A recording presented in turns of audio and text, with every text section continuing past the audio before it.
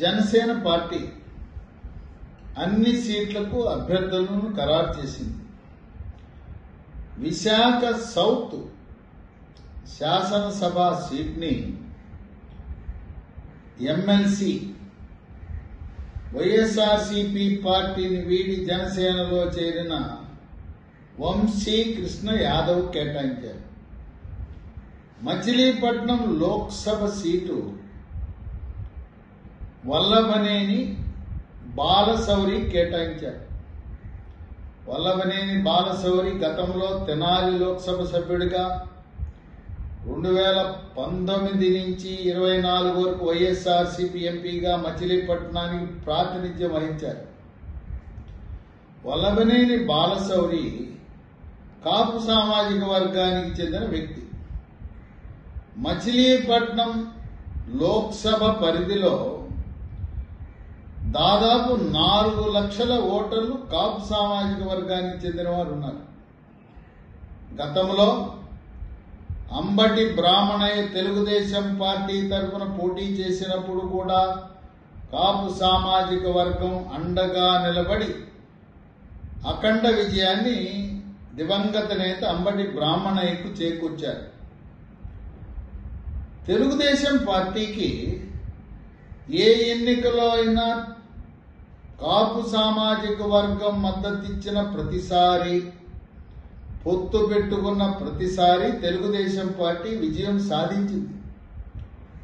2019 ఎన్నికల్లో కూడా తెలుగుదేశం పార్టీ జనసేన బీజేపీతో పొత్తు పెట్టుకుని ఉన్నట్లయితే ఈ ముఖ్యమంత్రి జగన్మోహన్ రెడ్డి అయ్యేవాడు కాదు. అది గమనించి జనసేన అధినేత పవర్ స్టార్ పవన్ కళ్యాణ్ వ్యూహాత్మకంగా ప్రతిపక్ష ఓట్లు చీలకుండా తెలుగుదేశం పార్టీకి భారతీయ జనతా పార్టీ మధ్య సఖ్యత కుదర్చడంలో ఆయన అనేకమైన కష్టాలకు నిష్ఠూరాలకు ఓర్చి సఖ్యత కుదిర్చాడు. భారతీయ జనతా పార్టీ జాతీయ నాయకత్వం చంద్రబాబు నాయుడు ఎన్డీఏ కూటమిలోకి ఆహ్వానించడంలో క్రియాశీలకంగా పనిచేసిన పవర్ స్టార్ పవన్ కళ్యాణ్ త్యాగాలు కూడా సిద్ధమయ్యాడు. బీజేపీకి 10 ఎమ్మెల్యే సీట్లు కావాలంటే 3 ఎమ్మెల్యే సీట్లను త్యాగం చేశాడు. ఒక ఎంపీ సీట్ను కూడా త్యాగం చేశాడు. ఆ విధంగా జగన్మోహన్ రెడ్డిని గద్దెను దింపే ప్రక్రియలో భాగంగా త్యాగాలకు కూడా సిద్ధమైంది జనసేన పార్టీ. వల్లభనేని బాలశౌరి ఆయనకు 7 నియోజకవర్గాల్లో కూడా మెజారిటీ లభించడం తథ్యం. ఆయన 1,00,000 ఓట్ల మెజారిటీతో గెలవటం కూడా సునాయాసం. ఇక అవినిగడ్డ నియోజకవర్గాన్ని జనసేన కేటాయించారు. వివిధ అభ్యర్థులను పరిశీలించారు. రకరకాల సర్వేలు నిర్వహించారు. సర్వేలు నిర్వహించినప్పుడు అక్కడ మండలి బుద్ధప్రసాద్ అయితే జనసేన పార్టీ తరఫున ఘన విజయం సాధించగలరని చెప్పి ప్రజావాక్కు, ప్రజల నుంచి సర్వేలు, ఐవీఆర్ఎస్ వాయిస్ రికార్డింగ్, ఆ విధంగా జనసేనలోకి మండలి బుద్ధప్రసాద్ తెలుగుదేశం పార్టీని వీడి పిఠాపురం వెళ్లి పవర్ స్టార్ పవన్ కళ్యాణ్ సమక్షంలో జనసేన పార్టీలో చేరి జనసేన అభ్యర్థిగా కృష్ణా జిల్లాలో అవనిగడ్డ నియోజకవర్గం నుంచి పోటీ చేయబోతున్నారు. మండలి బుద్ధప్రసాద్ ఆయనది రాజకీయ కుటుంబం. ఆయన తండ్రి మండలి వెంకటకృష్ణారావు బ్రహ్మానందరెడ్డితోనూ జలగం వెంకటరావుతోనూ అనేక ముఖ్యమంత్రులతో మంత్రిగా పనిచేసిన అనుభవం, సేవా తత్పరత కలిగిన కుటుంబం. మండలి బుద్ధప్రసాద్ 1999లో 2004లో కాంగ్రెస్ పార్టీ తరఫున విజయం సాధించి 2014లో తెలుగుదేశం పార్టీ తరఫున గెలిచి 2014 నుంచి 19 వరకు ఉపసభాపతి డిప్యూటీ స్పీకర్గా కూడా పనిచేయడం జరిగింది. మండలి బుద్ధప్రసాద్ వివాదరహితుడు, గాంధేయవాది. అవినిగడ్డలో నేటికి కూడా గాంధీ ఆశ్రమాన్ని నిర్వహిస్తూ గాంధీజీ యొక్క సిద్ధాంతాలను ముందుకు తీసుకుని వెళ్లటంలో ఏమాత్రం వెనుకంజ వేయటం లేదు. గాంధీజీ స్వచ్ఛతకు అధిక ప్రాధాన్యత ఇచ్చాడు. అందువల్ల 2014 అక్టోబర్ 2న ప్రధానమంత్రి మోదీ స్వచ్ఛ భారత్ కార్యక్రమాన్ని గాంధీ జయంతి రోజున ప్రారంభిస్తే భారతదేశంలో మండలి బుద్ధప్రసాద్ ఒక రికార్డు సృష్టించారు. ఆయన నియోజకవర్గంలో 20 గ్రామాలను స్వచ్ఛ గ్రామాలుగా తీర్చిదిద్ది వాటిలో చల్లపల్లి గ్రామాన్ని స్వచ్ఛ చల్లపల్లి, అక్కడ డాక్టర్ డిఆర్కే ప్రసాద్ పద్మావతి దంపతుల సహకారంతో అనేకమైన అవార్డులను రివార్డులను జాతీయ అవార్డుని పొందిన స్వచ్ఛ చల్లపల్లి గ్రామము అవినిగడ్డ నియోజకవర్గంలో ఉంది. ఆ విధంగా స్వచ్ఛ భారత్ కార్యక్రమాలలో తెలుగు రాష్ట్రాలలో చురుకైన పాత్ర పోషించిన వ్యక్తి మండలి బుద్ధప్రసాద్. వివాదరహితుడు. రాజకీయాల్లో ఉంటే ఈరోజు అవినీతి అనేది ఎక్కడైనా ఉంటుందని సాధారణంగా అంటుంటారు. నీతిగా, నిజాయితీగా, నిబద్ధతతో వక్ర మార్గాలలో డబ్బు సంపాదించకుండా తన తండ్రి మండలి వెంకటకృష్ణారావు యొక్క పేరు ప్రతిష్టలను నిలబెట్టాలనే సంకల్పంతో ముక్కుసూటిగా నిజాయితీ పరుడుగా పేరుగాంచాడు మండలి బుద్ధప్రసాద్.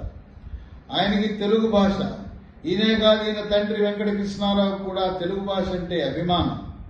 తెలుగు భాషను గౌరవించడం, తెలుగు సాహిత్యాన్ని గౌరవించడం.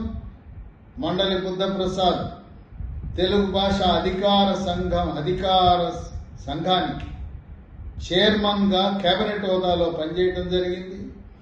ఆయన వైఎస్ రాజశేఖర రెడ్డి కేబినెట్ లో పశు సంవర్ధక శాఖ మంత్రిగాను, మత్స్యశాఖ మంత్రిగాను పనిచేసి తన సొంత నియోజకవర్గం అవినిగడ్డలో బావదేవరపల్లిలో ఫిషరీస్ పాలిటెక్నిక్ కళాశాల స్థాపించి చరిత్రలో మిగిలాడు మండలి బుద్ధప్రసాద్.